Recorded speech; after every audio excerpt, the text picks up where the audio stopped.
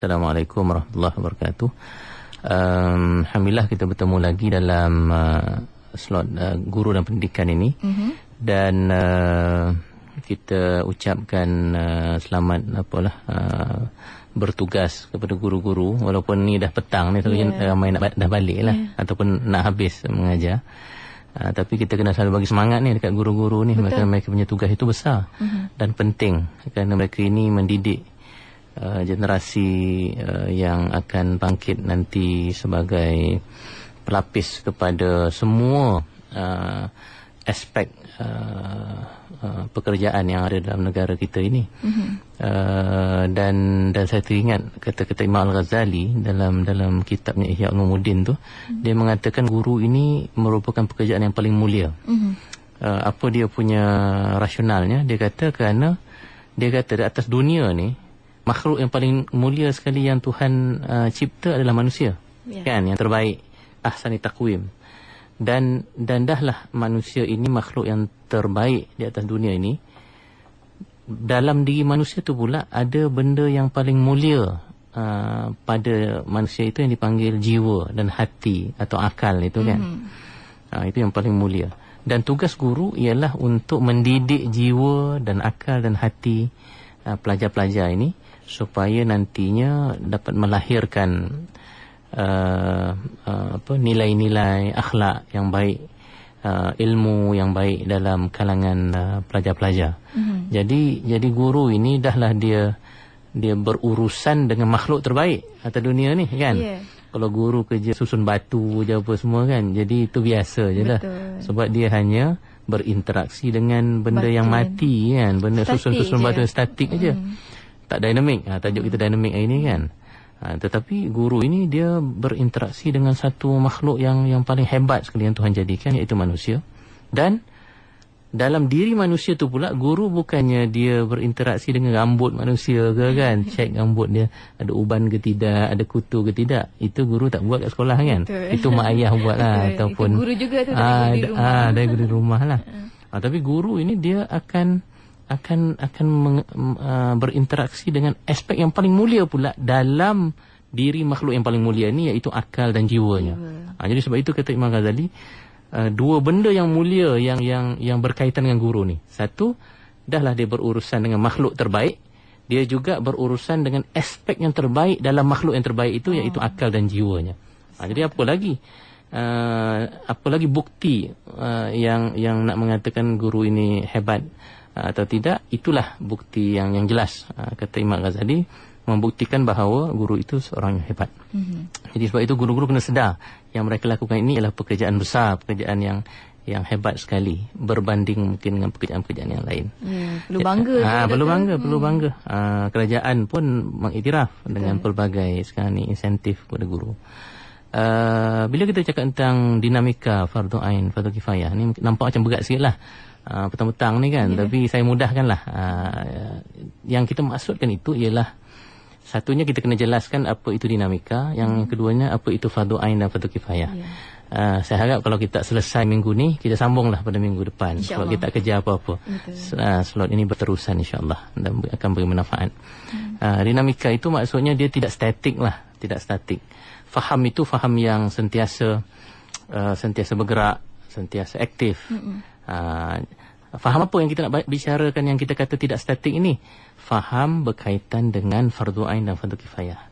Kenapa kita datang dengan tajuk ini? Kerana kita melihat sebahagian masyarakat kita ni dia agak statik, dia agak rigid, dia agak kaku dan beku apabila menghurai dan membicarakan tentang subjek fardu ain fardu kifayah ni. Jadi dinamika itu bermaksud dia tidak statik. Dan apa pula yang kita maksud dengan fardu ain fardu kifayah? Mungkin ramai yang biasa dengar. Ramai juga yang mengajar pun tentang fardu ain fardu kifayah ini. Tetapi kadang-kadang sebab dia tak ada dalam silibus Yati. Betul. Yang saya kata mengajar tadi, sebahagian guru-guru dia mengajar kandungan dalam fardu ain fardu kifayah, tapi pembahagian itu sendiri saya rasa tidak sangat dihuraikan dalam ilmu-ilmu moden kita sekarang ini. Betul. Ini saya rasa agak kekurangan dalam konteks sistem pendidikan, sebab kalau kita tengok dalam tradisi ilmu Islam kita dahulu ulama-ulama kita, dia ada satu disiplin ilmu dia panggil pembahagian ilmu. Khusus menceritakan tentang ilmu ni dibahagikan kepada berapa. Ilmu dia panggil ilmu syariah, ilmu tidak syariah, ilmu naqliyah, ilmu aqliyah, dan salah satu pembahagian yang selalu dibicarakan oleh ulama-ulama kita dulu ialah pembahagian kepada yang dipanggil fardu ain dan pembahagian dipanggil fardu kifayah.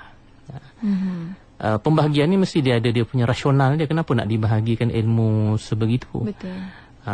Pembahagian ilmu fardu ain fardu kifayah ni ialah atas dasar tanggungjawab kita terhadap ilmu. Sebab itu dia bermula dengan fardu. Dua-duanya namanya fardu. Fardu ni kewajipan. Macam semayang, macam haji, macam yang kita buat fardu lah. Jadi menuntut ilmu yang dinamakan fardu ain fardu kifayah ni pun dia jatuh kepada hukum ataupun kedudukan fardu yang wajib.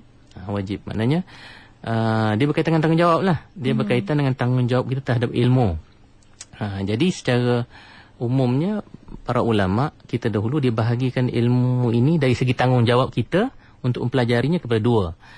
Dua-duanya fardu, dua-duanya wajib, tapi wajib ini dibahagikan dengan dua bentuk. Dua bentuk. Satunya dipanggil wajib yang bersifat aini, itu fardu ain. Satu lagi wajib yang dipanggil kifayah. Nak mudah fahamnya, ain ni maksudnya diri. Ain ni sebenarnya jati Kalau ikut kamus Arab dia ada kata ada 14 makna. Ada 14 makna. Ada makna mata, ada maksud mata air dan macam-macam makna. Tapi yang kita maksudkan ain di sini, kita ambil salah satu daripada maksudnya ialah diri individu itu. Jadi bila dikatakan fardu ain itu maknanya dia wajib ke atas setiap diri individu. Of course kalau kita bercakap tentang ilmu ni dalam konteks Islam lah. Jadi dia adalah fardu ke atas tiap-tiap individu Muslim. Jadi asal dia namanya Islam, dia lahir dalam keadaan Islam, dia mengaku dia seorang Islam, maka ilmu yang di fardu ain ini jadi wajib ke atasnya. Sementara yang dipanggil fardu kifayah ini dia fardu juga, tetapi dia fardu dalam konteks dia panggil kolektif punya. Dia yang berbentuk berkumpulan. Apa maksud wajib secara berkumpulan? Selagi ada sekelompok ataupun sebahagian individu dalam kumpulan dan masyarakat itu yang mendalami ilmu itu, maka kewajipan tadi dah gugur. Kewajipan tadi dah gugur. Misalnya kat IKIM ni kita ada ramai staff kan. Sapu sampah misalnya. Itu semacam fardu kifayah lah tu. Dia wajib kan? Kalau tak sapu nanti buruk sangat lah IKIM ni kan. Orang tetamu datang kata apalah IKIM ni bersepah-sepah. Jadi kena ada sekelompok, tak perlu semua. Tak perlu daripada ketua pengarah sampailah DJ kena pergi sapu sampah tiap-tiap hari. Itu dia jadi fardu ain, setiap orang kena buat. Tapi dia jadi fardu kifayah. Asal ada sebahagian yang buat dan tanggungjawab itu terlepas. Maksudnya bersih lah. Kompaun IKIM ni jadi bersih, mana terlepaslah tanggungjawab yang lainnya. Tapi kita tak adalah buat rotation kan. Kita buat duty pula hari ni Yati sapu, esok saya sapu, sebab kita sudah ada bahagian sendiri kita dah bahagikan. Ada orang-orang yang akan ambil kendalikan. Jadi itu konsepnya tu fardu kifayah tu. Maknanya dia tanggungjawab tu tanggungjawab kumpulan. Katakanlah kalau tiba-tiba esok tengok-tengok kita punya compound tu kotor. Jadi semua akan rasa bersalah. Semua akan bertanggungjawab ke atas perkara itu, sebab orang akan lihat IKIM, orang tak lihat individu, orang lihat IKIM. Orang tengok IKIM tu kotor.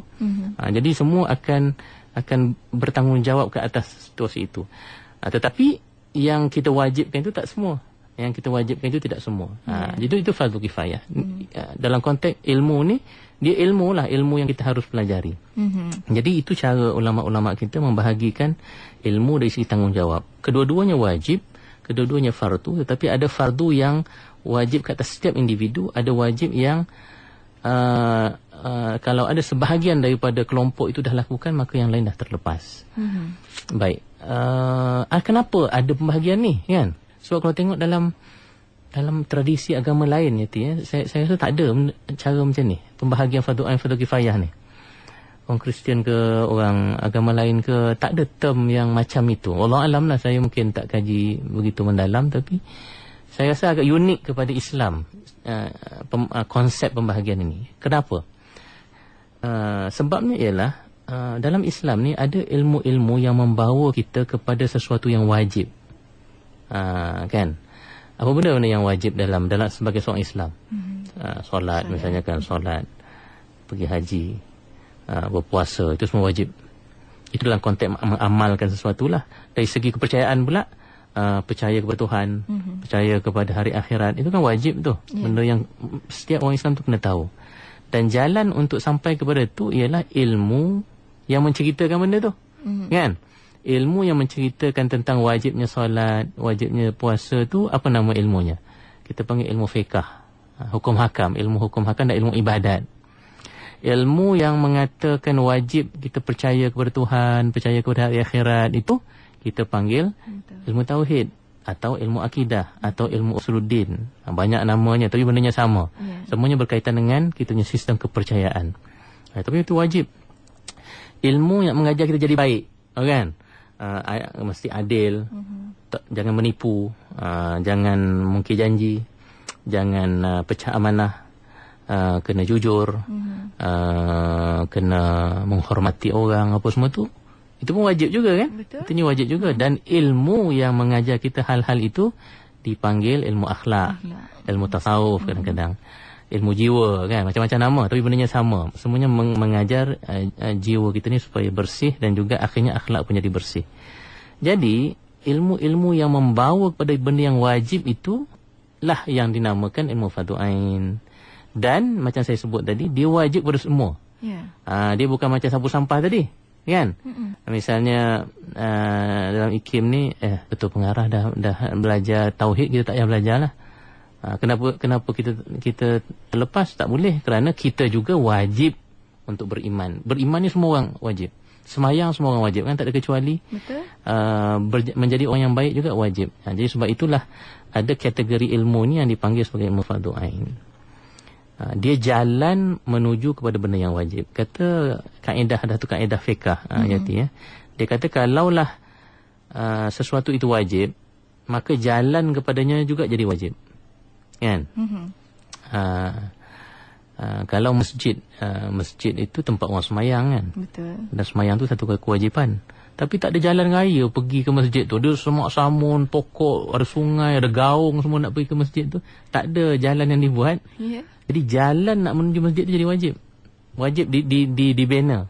Sebab dia membawa kepada ke arah sesuatu benda yang wajib.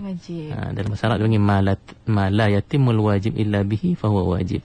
Sesuatu yang wajib itu tidak tertegak kerana tak ada sesuatu itu, maka yang sesuatu itu jadi wajib. Jadi sebab itulah ilmu-ilmu agama, kita panggil senang mudahnya ilmu fardu ain, ilmu agama lah, ilmu agama. Betul. Yang lebih khusus ilmu yang membawa kepada kewajipan kita kepada Tuhan.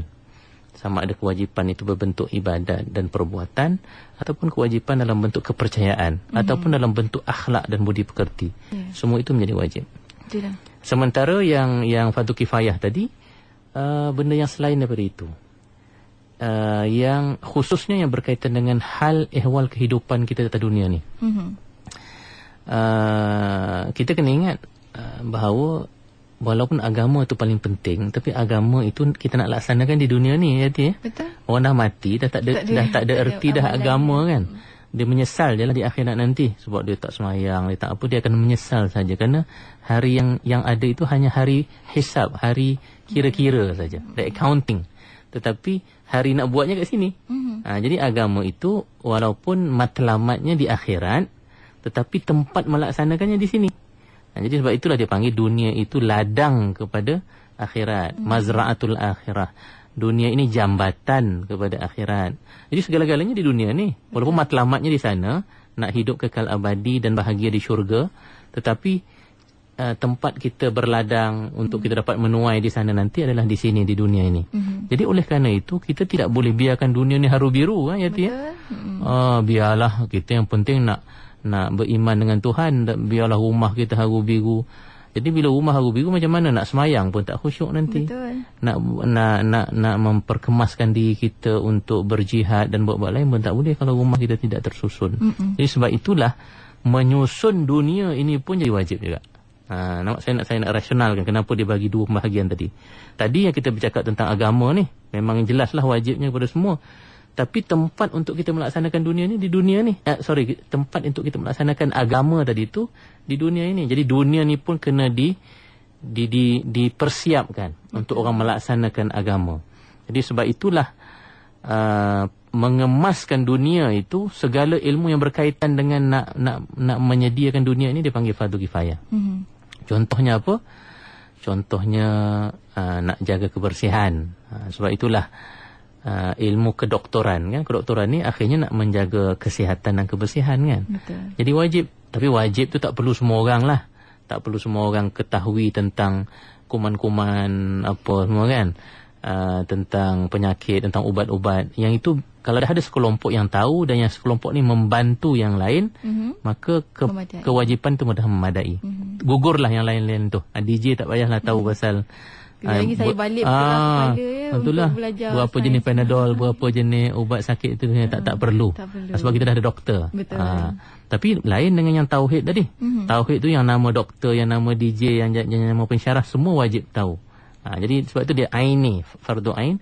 Yang fardu kifayah ni dia kalau ada sekelompok dah buat, maka terlepas. Tapi dia tetap wajib Yati ilmu ekonomi, ilmu hisab misalnya, ilmu kira-kira. Kalaulah masyarakat ni terbiar tanpa ada yang mengetahui tentang ilmu ekonomi, haru biru kehidupan kan. Duit orang dah tak tahu, ada yang kena tipu lah. Sekarang ni pun banyak berlaku. Kerana kadang-kadang orang tak dinasihat oleh pakar-pakar ekonomi, orang yang tahu tentang ekonomi. Ilmu tentang undang-undang misalnya kan. Sebab itu kena ada lawyer. Yang Muslim lah kita cakap ni tentang dalam konteks Islam. Yang Muslim yang akan membantu masyarakat Islam itu menjaga hak-haknya, hak undang-undangnya dan hak-hak yang lain-lain. Jadi ini konsep fardu ain, fardu kifayah. Okey, sekarang sikit lagi saya nak terang tentang dinamika tadi. Kenapa kita kata dinamik? Saya nak tumpukan fardu ain dulu. Sebab fardu kifayah ni kalau tak cukup masa kita akan sambung pada minggu depan. Yang fardu ain tadi tu Yati, setengah orang menganggap bahawa benda ini telah selesai tanggungjawab untuk belajar ini ketika dia mungkin sekolah rendah ataupun sekolah menengah, dalam kafar ke dalam apa tu kan. Jadi bila mereka sudah meningkat dewasa, mereka rasa mereka tak perlu lagi mengetahui tentang fardu ain. Ini tidak dinamik ni. Ini yang saya kata beku ni. Sedangkan kata Imam Al-Ghazali misalnya, keperluan fardu ain ini dia mesti bergerak sama dengan keperluan hidup dia dan peningkatan umur dia. Misalnya apa? Saya bagi contoh. Kalau orang yang hidup baru 2 tahun macam anak Yati kan, kita tak perlu ajar dia haji kan. Dan tak wajib pun, walaupun dia fardu ain secara umum, tapi belum sampai lagi keperluan itu kepada dia. Tetapi katakan dia dah umur baligh misalnya kan, di situ sudah ada dah beberapa ilmu yang dah jadi very urgent untuk dia tahu. Misalnya ilmu tentang solat, sebab dia dah perlu bertanggungjawab ke atas dia punya ibadat dia kan, dosa dan pahala. Maka di situ sudah wajib kita ajar dia solat. Kemudian bila sampai pula Ramadan, tiba-tiba dia dah balik, bulan tu mungkin bulan Ramadan lagi, tapi bila dah dekat Ramadan, di situ sudah ada tanggungjawab untuk kita memastikan dia tahu pula tentang puasa. Tentang puasa. Sampai pula nanti umur dia dah meningkat, duit dia pun banyak kan, kebetulan jadi engineer ke, jadi lawyer ke, duit banyak. Kita harus mengajar dia tentang kewajipan haji pula. Sebab haji tu rukun. Betul. Jadi nampak tak? Dia dinamik. Maknanya bila sampai kepada keperluan itu kena diajar. Tapi untuk memudahkan, jadi sistem pendidikan kita, dia dah masukkan semua itu dalam satu sistem lah. Maknanya sekolah menengah tu basically dah tahu dah tahu semua. Sebab itu umur yang mereka jadi wajib. Tapi penekanan itu kena seimbang lah. Kalau haji janganlah masa umur sekolah rendah tu kita dah terlampau tekankan tentang haji, lambat lagi dia nak pergi haji. Tapi solat misalnya, kan itu ni sebab dia dah dekat dah ni. dia mungkin tingkatan 1, tingkatan 2, dia dah sampai umur dan itu sudah wajib. Jadi tentang solat tu kena ditekankan. Tentang akidah lagi lah. Tentang akidah ni, beriman kepada Tuhan, bila dia dah balik, dia mesti jelas dan dia kena tahu siapa yang dia imani, dia kena tahu tentang Tuhan, kan. Jadi kita harus buang ini mitos mengatakan bahawa aku dah selesai dah belajar agama ni masa sekolah rendah. Tak, dia dinamik sampai dan ketika kita meningkat umur, keperluan itu pun akan meningkat, ya. Dan bergantung juga dengan dia punya jawatannya. Kalau jawatannya besar, di situ lagilah keperluan itu besar sebab cabarannya besar. Betul. Kalau dia jadi pemimpin misalnya, mungkin dia akan dihadapkan dengan habuan-habuan misalnya, kan. Dan apa yang akan menghalang dia daripada menerima habuan itu?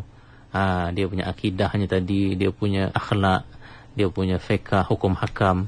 Sebab itulah sepatutnya kalau kita nak kaitkan dengan pendidikan, sistem pendidikan kita dia mesti mengambil kira itu, keperluan-keperluan ini di tahapnya yang meningkat dari masa ke semasa untuk seseorang itu mengetahui fardu ain itu secara berterusan.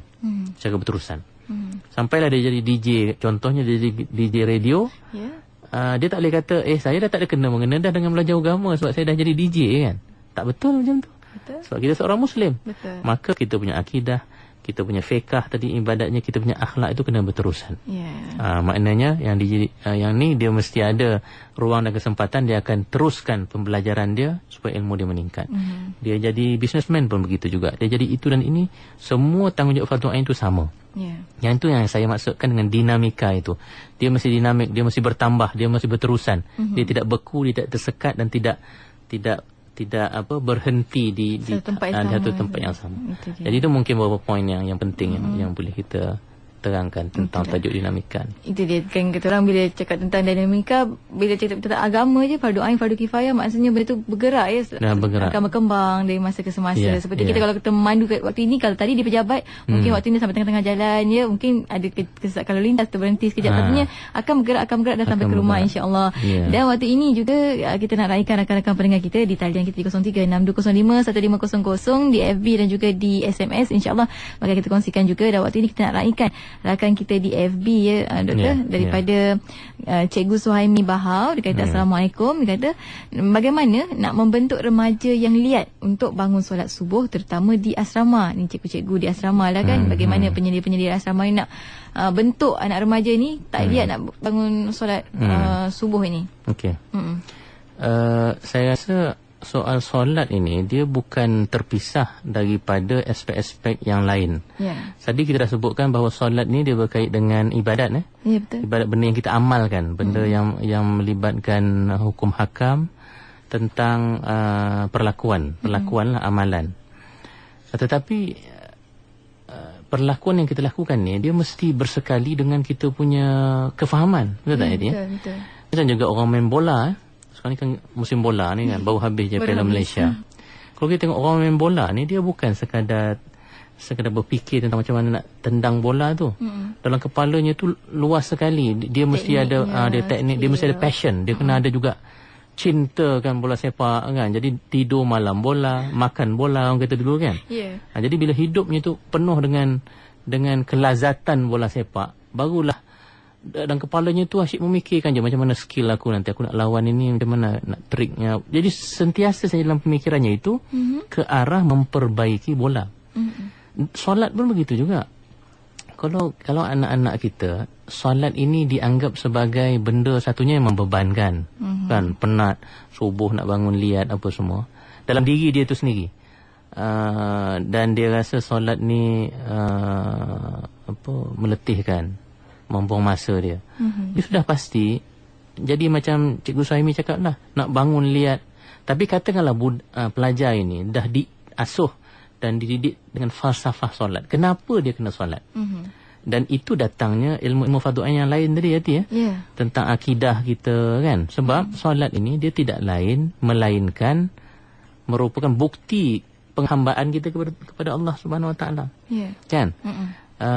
Kan kita tunduk masa solat tu, kan. Kalau orang yang faham, kenapa kita tunduk sampai kepala kita lebih rendah daripada kita punya belakang, kita punya punggung dan lain-lain. Dan pernah kita buat benda tu pada benda lain, kan. Kita tak pernah buat tu kepada ibu bapa kita tak pernah buat itu. Maknanya betapa betapa hebatnya falsafah solat ni. Maknanya kita ni terlalu hina dan kecil dengan Tuhan ni. Jadi sebab itu kita tunduk. Dan sudah pasti itu datang daripada perasaan cintakan Tuhan, perasaan takut kepada Tuhan, takwa kepada Allah Subhanahu Wa Taala.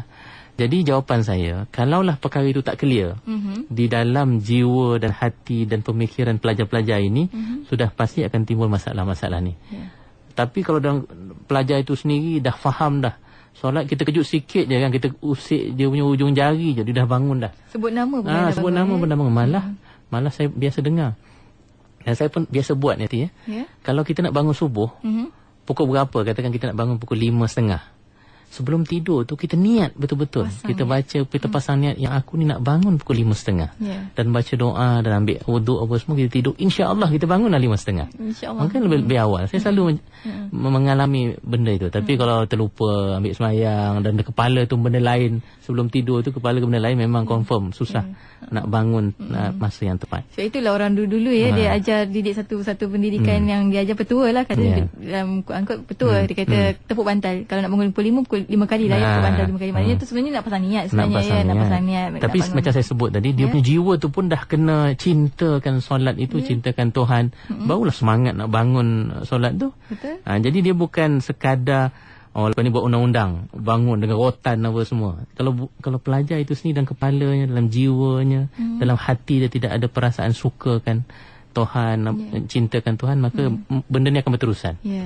Dan doktor, ya, menarik satu perkara, sebab kita kalau kita nak ikutkan, kita kena didik anak untuk belajar solat semua umur 7 tahun bila 10 tahun dihukum dan sebagainya.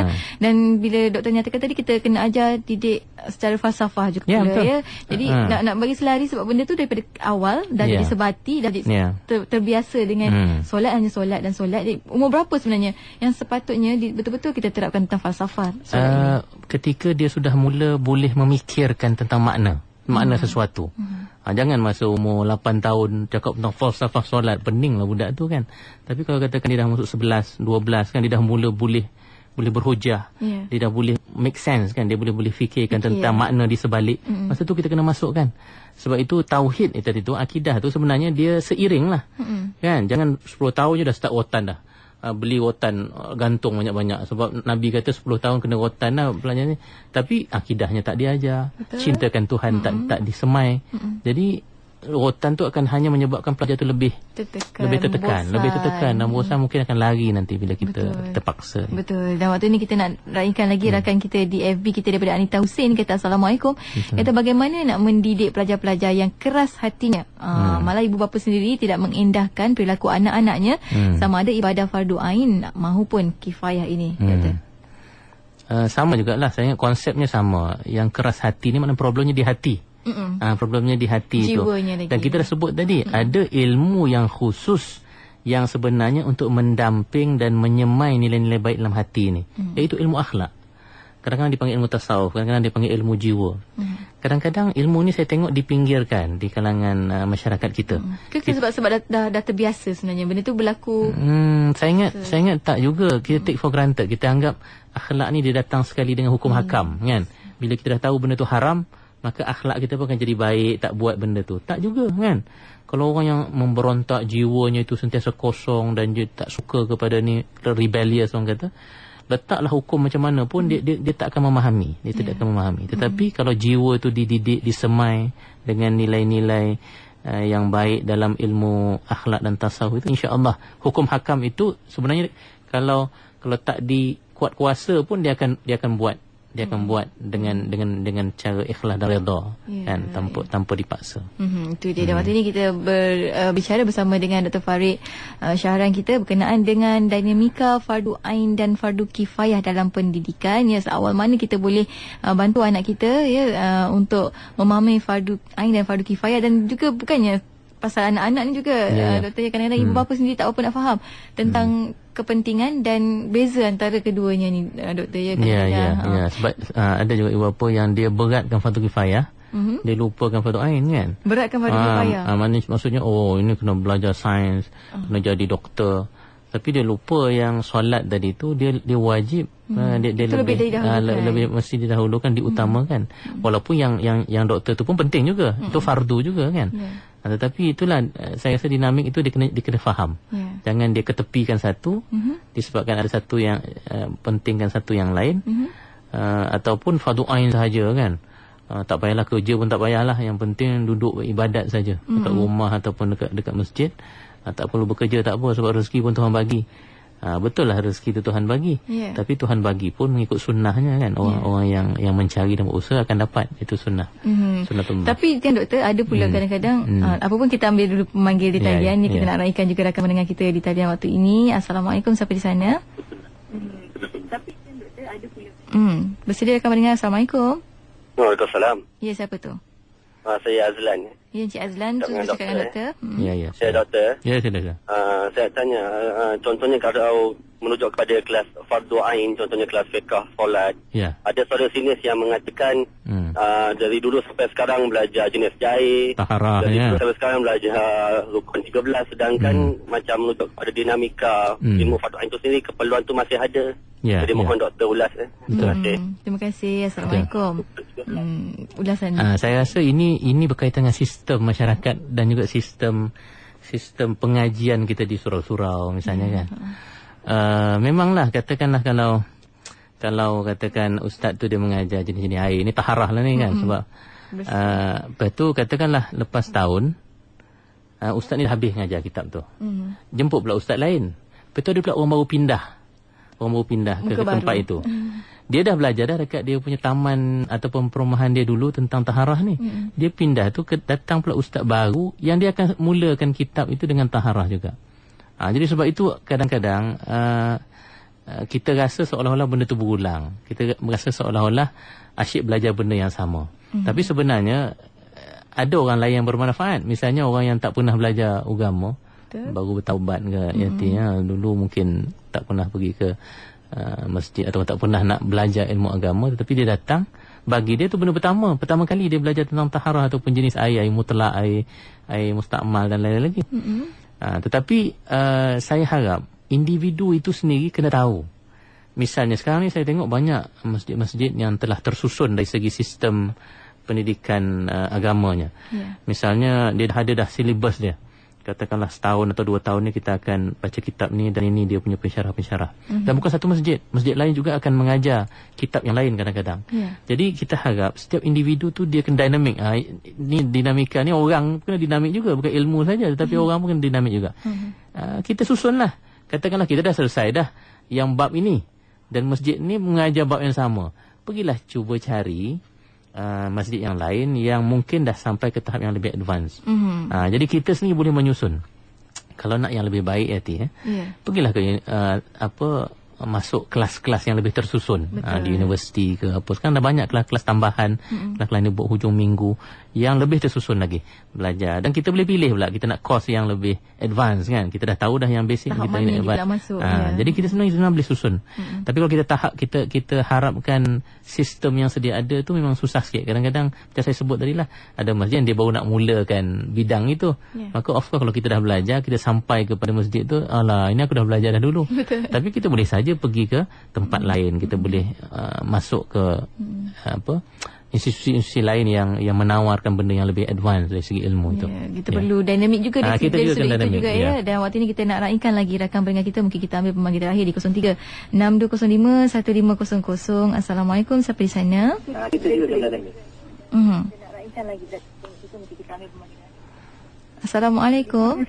Halo. Ya, siapa tu? Saya Abdul Latif dari Johor Bahru. Ya, Cik Abdul Latif, silakan terus bercakap dengan doktor. Beri soalan pada doktor. Ya, silakan.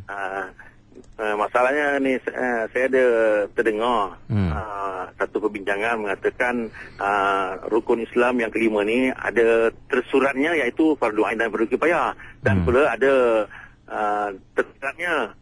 Seperti saya berikan contoh sikit lah, masa tak cukup. Contohnya misalnya kata dia cakap kata dia surga, neraka.